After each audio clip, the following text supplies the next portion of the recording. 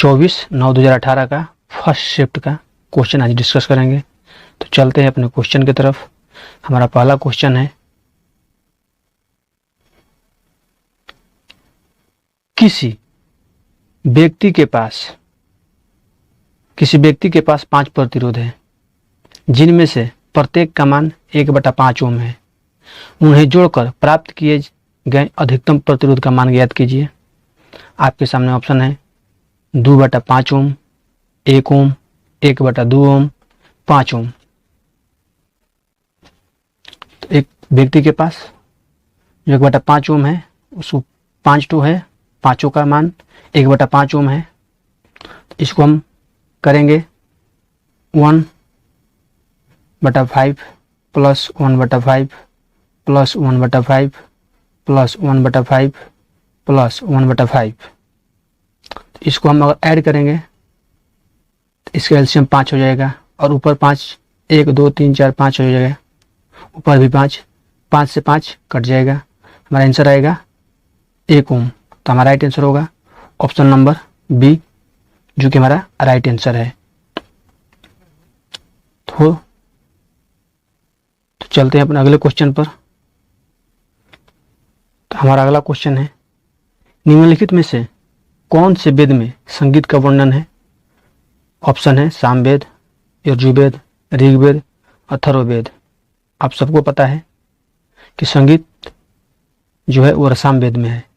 सामवेद को ही भारतीय संगीत का जनक भी कहा जाता है, और सामवेद को जो पढ़ता है या पाठकर्ता को उदात्री कहा जाता है। तो हमारा राइट आंसर होगा option number A, Samaveda. Samaveda को सामवेद में संगीत का वर्णन है, और सामवेद को पढ़ने वालों को उदात्री कहा जाता है, और सामवेद को ही भारतीय संगीत का जनक भी माना जाता है। तो हमारा right answer option number A. तो चलते हैं अपने अगले क्वेश्चन पर। हमारा अगला क्वेश्चन है, m/2 द्रव्यमान की कोई वस्तु जिसका वेग 2 भी है का संवेग क्या होगा? हमारे सामने ऑप्शन है mv², mv, 1/2 mv, mv का होल स्क्वायर। तो आपको यहाँ पर निकालना होगा द्रव्यमान m दिया है, तो m बराबर दिया है m/2, m बराबर m/2 दिया हुआ है, और वेग v बराबर दिया है 2v। तो यहाँ पर फॉर्मूला क्या लगेगा संवेग का? संवेग का फॉर्मूला होता है द्रव्यमान गुणे वेग। संवेग बराबर द्रव्यमान गुणे वेग। तो p बराबर हो जाएगा p बराबर m × v। तो यहाँ से हमारा निकल के आएगा, तो p बराबर 1/2 m × 2v। 2 से 2 कटेगा, तो p बराबर हमारा आ जाएगा mv। तो हमारा राइट आंसर होगा mv। ऑप्शन नंबर जो बी है हमारा राइट आंसर है। ऑप्शन नंबर बी हमारा राइट आंसर। तो चलते हैं अपने अगले क्वेश्चन पर। हमारा अगला क्वेश्चन है, रिहंद नदी घाटी परियोजना। जो रिहंद नदी घाटी परियोजना है वो स्थित है, हमारे सामने ऑप्शन है असम, उत्तर प्रदेश, हरियाणा, हिमाचल प्रदेश। तो रिहंद नदी जो है वो उत्तर प्रदेश में स्थित है। उत्तर प्रदेश के सोनभद्र जिले में रिहंद नदी पर स्थित है। इस परियोजना को गोविंद बल्लभ पंत भी परियोजना कहा जाता है, जो कि उत्तर प्रदेश के प्रथम मुख्यमंत्री थे, उन्हीं के नाम पर रखा गया था। और आपके सामने क्वेश्चन घुमाकर भी पूछ देता है कि रेणुका नदी पर कौन सा नदी घाटी परियोजना है? तो रिहंद नदी घाटी परियोजना रेणुका नदी पर है, जो कि रिहंद नदी का पुराना नाम रेणुका नदी है। तो याद रखिएगा कि रेणुका नदी और रिहंद नदी दोनों एक ही नदी का नाम है। तो हमारा राइट आंसर होगा option number B, Uttar Pradesh के सोनभद्र जिला में स्थित है। तो हमारा राइट आंसर उत्तर प्रदेश। तो चलते हैं अपने अगले क्वेश्चन पर। हमारा अगला क्वेश्चन है, निम्नलिखित में से कौन से पौधे में आवरण रहित बीज पाए जाते हैं? हमारे सामने ऑप्शन है चारा, फुनेरिया, मार्सिलिया, देवदार। तो पौधे में आवरण रहित बीज देवदार में पाया जाता है। तो हमारा राइट आंसर होगा ऑप्शन नंबर डी, चलते हैं अपने अगले क्वेश्चन पर। हमारा अगला क्वेश्चन है, एक शुद्ध पदार्थ है, आपके सामने ऑप्शन है चीनी का घोल, मीथेन, दूध, वायु। आपको बताना इनमें से कौन सा एक शुद्ध पदार्थ है। तो जो मीथेन होता है वो शुद्ध पदार्थ होता है, क्योंकि यह पृथ्वी के सतह के नीचे पेट्रोलियम पदार्थ के साथ प्राकृतिक गैस के रूप में पाई जाती है। तो हमारा मीथेन जो है वो एक शुद्ध पदार्थ है। और मीथेन को मार्स गैस भी कहा जाता है। मार्स गैस इसलिए कहा जाता है क्योंकि कभी कभी यह दलदली भूमि से भी निकलती है। तो दलदली भूमि के निकलने से कारण इसे मार्स गैस भी कहा जाता है। तो हमारा राइट आंसर होगा ऑप्शन नंबर बी, मीथेन, जो कि एक शुद्ध पदार्थ है। तो चलते हैं अपने अगले क्वेश्चन पर। हमारा अगला क्वेश्चन है, किसके परिणाम स्वरूप युग्मनज का निर्माण यानी कि जाइगोट का निर्माण होता है। आपके सामने ऑप्शन है प्रकाश संश्लेषण, संवेद, उर्वरीकरण, परागकण। जब दो युग्मज कोशिकाएं लैंगिक प्रजनन के द्वारा संयुक्त होकर जिस कोशिका का निर्माण करती है उसे युग्मनज या युग्मज या कभी कभी जाइकोसाइट भी कहते हैं। जो शुक्राणु और अंडाणु के निषेचन से युग्मज का निर्माण होता है। युग्मज का निर्माण शुक्राणु और अंडाणु के निषेचन से होता है। इसी प्रक्रिया को उर्वरीकरण भी कहा जाता है। तो हमारा राइट आंसर होगा उर्वरीकरण। उर्वरीकरण के परिणाम स्वरूप युग्मज का निर्माण होता है। तो हमारा right answer option number C होगा। जब अंडाणु और शुक्राणु जब आके जाइगोट बनाते हैं उसी प्रक्रिया को, उसी परिणाम को उर्वरीकरण कहा जाता है। तो हमारा right answer option number C. तो चलते हैं अपने अगले क्वेश्चन पर। हमारा अगला क्वेश्चन है, वेग और समय के बीच संबंध दर्शाने वाला समीकरण निम्न में से कौन सा है। आपके सामने ऑप्शन है एस बराबर U T plus 1/2 AT square. Option number B है यू बराबर भी प्लस AT।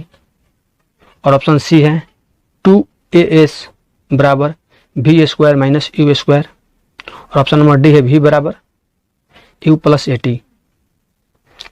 आप सबको पता है कि वेग और समय के बीच संबंध दर्शाने वाले समीकरण को भी बराबर यू प्लस AT कहा जाता है। तो हमारा राइट आंसर होगा ऑप्शन नंबर डी। तो चलते हैं अपने अगले क्वेश्चन पर। हमारा अगला क्वेश्चन है, किस वर्ग के प्राणियों का रक्त गर्म होता है। आप सभी लोगों का पता होगा। हमारे सामने ऑप्शन है पक्षी, सरीसृप, उभयचर, मत्स्य।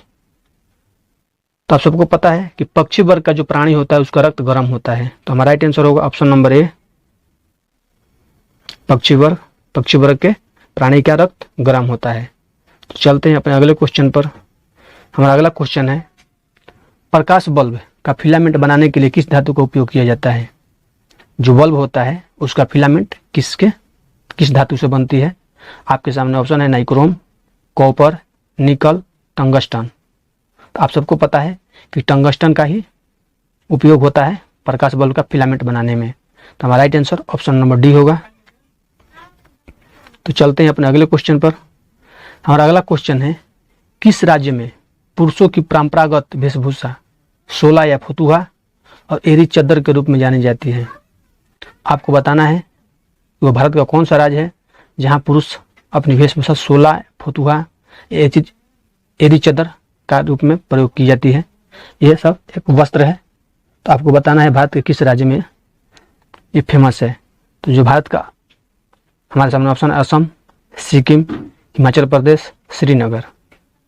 जो असम राज्य है, असम राज्य के पुरुषों की परंपरागत वेशभूषा सोला या फतुहा और एरी चद्दर है। तो हमारा राइट आंसर होगा ऑप्शन नंबर ए, असम। तो चलते हैं अपने अगले क्वेश्चन पर। हमारा अगला क्वेश्चन है, भारत का सबसे पुराना सार्वजनिक क्षेत्र का बैंक कौन सा है। आपके सामने ऑप्शन है bank of Baroda, Allahabad bank, bank of India, Andhra bank. आपको बताना है इन चारों में से सबसे पुराना कौन सा बैंक है। तो बैंक ऑफ बड़ौदा की स्थापना 20 जुलाई 1908 को हुआ था। 20 जुलाई 1908 को हुआ था। इलाहाबाद बैंक का 24 अप्रैल 1865 को हुआ था। जो इलाहाबाद बैंक है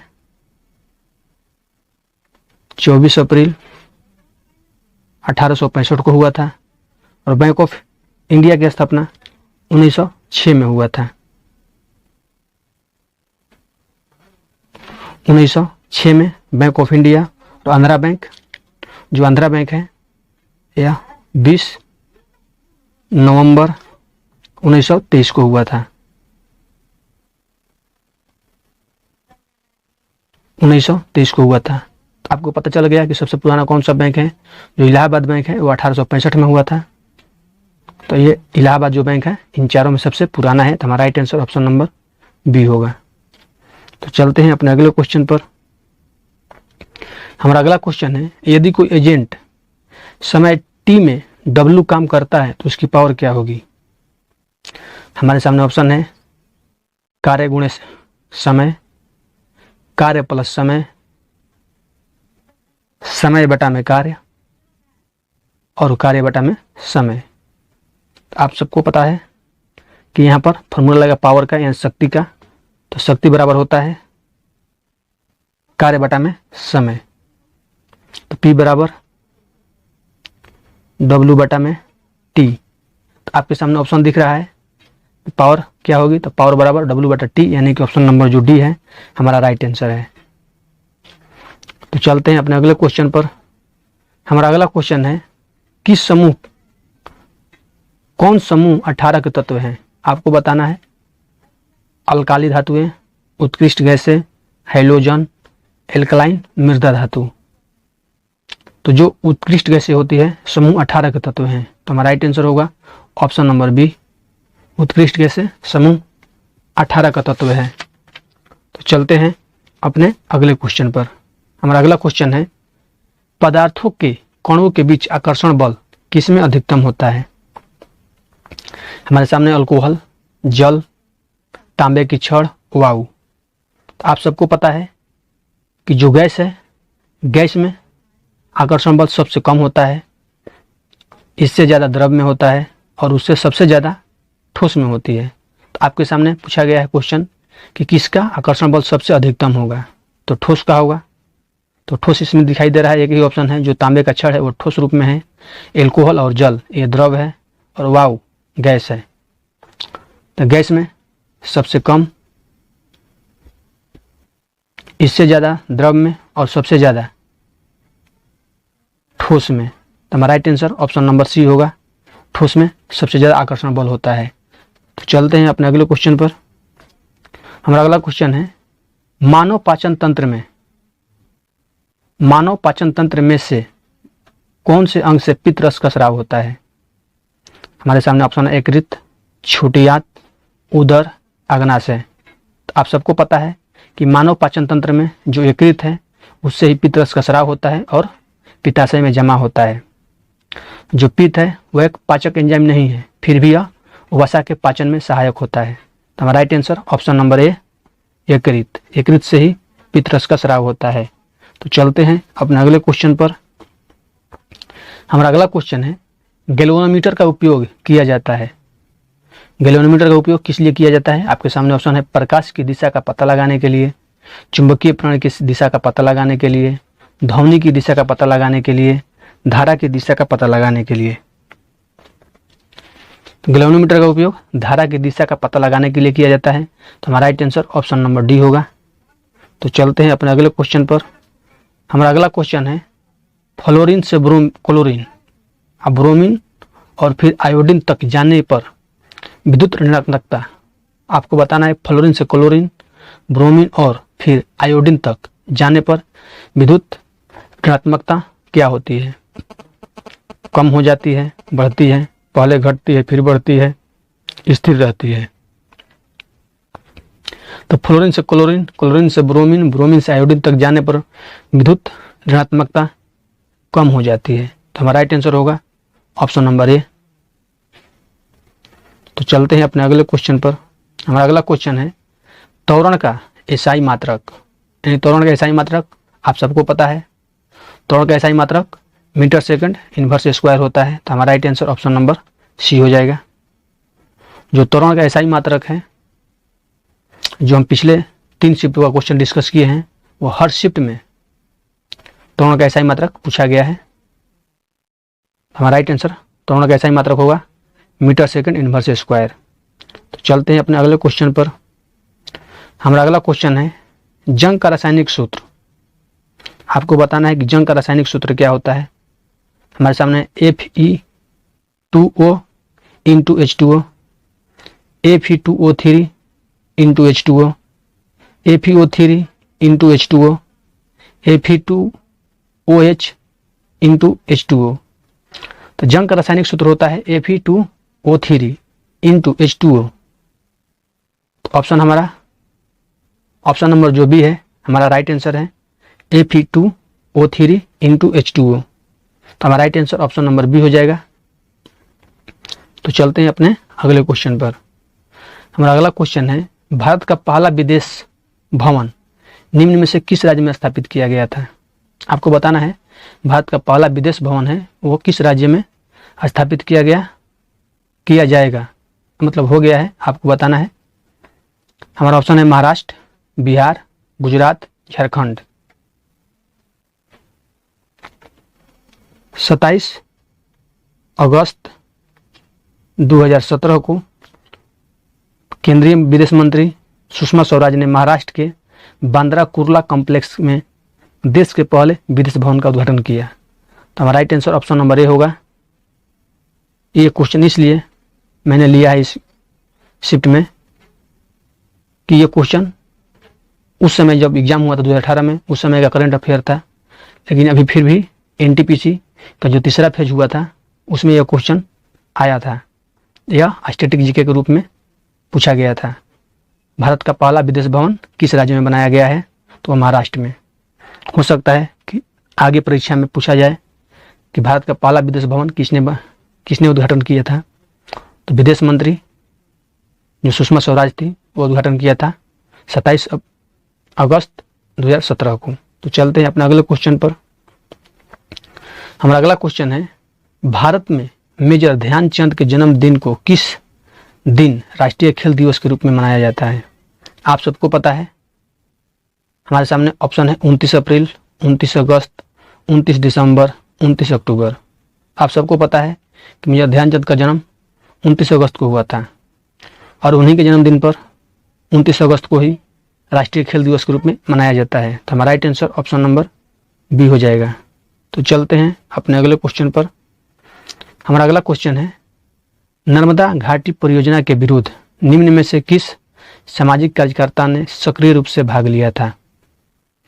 आपके सामने ऑप्शन है अरुणा राय, विद्याबेन शाह, इरोम शर्मिला चानू, मेधा पाटकर। तो नर्मदा घाटी परियोजना के विरुद्ध जो मेधा पाटकर थी वो सामाजिक कार्यकर्ता के रूप में सक्रिय रूप से भाग लिया था। तो हमारा right answer option number D, Medha Patkar Baba Amte की बेटी थी। तो हमारा right answer option number D होगा। तो चलते हैं अपने अगले क्वेश्चन पर। हमारा अगला क्वेश्चन है एक कुली जमीन से 20 केजी का सामान उठाता है और उसे जमीन से 2 मीटर ऊपर अपने सर पर रखकर सामान पर उसके द्वारा किया गया काम की गणना करें। और यहाँ पर जी का मान 10 मीटर पर सेकेंड स्क्वायर लेकर चलना है। तो यहाँ पर फॉर्मूला क्या लगेगा, कार्य बराबर mgh।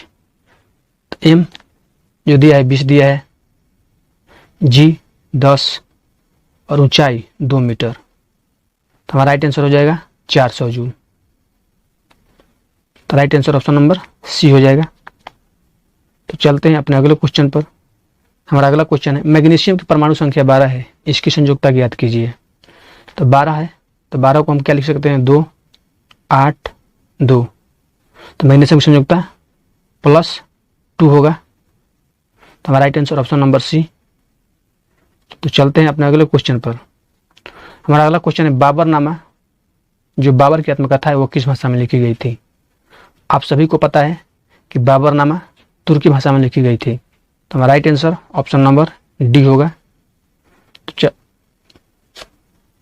हमारा अगला क्वेश्चन है नेत्र में प्रवेश करने वाले प्रकाश की मात्रा को किसके द्वारा नियंत्रित किया जाता है। आपके सामने ऑप्शन है पुतली, कार्निया, रेटिना, श्वेत पटल। आप सबको पता है कि नेत्र में जब प्रकाश करती है तो वह पुतली के द्वारा नियंत्रित किया जाता है। तो हमारा right answer option number A, पुतली। चलते हैं अपने अगले क्वेश्चन पर। एथेनोइक अम्ल का साधारण नाम बताना है कि एथेनोइक अम्ल का साधारण नाम क्या है। एसिटिक अम्ल जो है एथेनॉल अम्ल का साधारण नाम है, तो हमारा राइट आंसर होगा ऑप्शन नंबर डी, एसिटिक अम्ल। चलते हैं अपने अगले क्वेश्चन पर। निम्नलिखित में से कौन त्वरण के मान को गुरुत्व के कारण प्रभावित नहीं करता है। हमारे ऑप्शन है द्रव्यमान, शीर्षलंब, पृथ्वी का आकार, गहराई। तो जो द्रव्यमान होता है वो गुरुत्व के कारण प्रभावित नहीं रहता है, तो हमारा right answer option number A. आपसे क्वेश्चन ही पूछा जाता है कि पृथ्वी पर 100 किलो की कोई वस्तु है और उसे चंद्रमा पर ले आया जाए तो उसके द्रव्यमान में क्या प्रभाव पड़ेगा।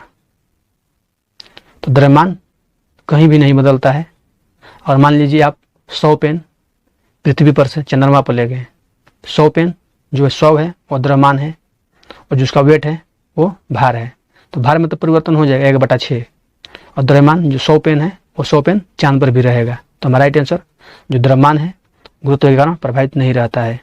तो चलते हैं अपने अगले क्वेश्चन पर। हमारा अगला क्वेश्चन है, यदि दो क्रमिक शीर्षों के बीच की दूरी L है तो उनकी तरंगदैर्घ्य को व्यक्त किया जा सकता है। आप सबको पता है कि किसी तरंग के दो शीर्ष या दो गर्तों के बीच की दूरी को तरंगदैर्घ्य कहते हैं, और इसे हम लैम्डा से सूचित करते हैं, लेकिन क्वेश्चन हमसे पूछा है कि दो क्रमिक शीर्षों के बीच की दूरी L है। जब दो क्रमिक शीर्ष के बीच की दूरी L हो तो उसका तरंगदैर्घ्य को L द्वारा व्यक्त किया जाता है, तो हमारा right answer option number D हो जाएगा। तो चलते हैं अपने अगले क्वेश्चन पर। हमारा अगला क्वेश्चन है, निष्क्रिय लिटमस विलयन का रंग कैसा होता है। हमारा ऑप्शन है बैगनी, काला, नीला, जामुनी। तो निष्क्रिय लिटमस विलयन का रंग होता है जामुनी कलर का, हमारा right answer option number D हो जाएगा, जामुनी। आज हमारा क्वेश्चन यहीं पर समाप्त हुआ। तो आज के लिए इतना ही। अगर आप हमारे चैनल पर पहली बार आए हैं तो आप हमारे चैनल को सब्सक्राइब करें, शेयर करें, लाइक करें और कमेंट में अपना स्कोर जरूर बताएं।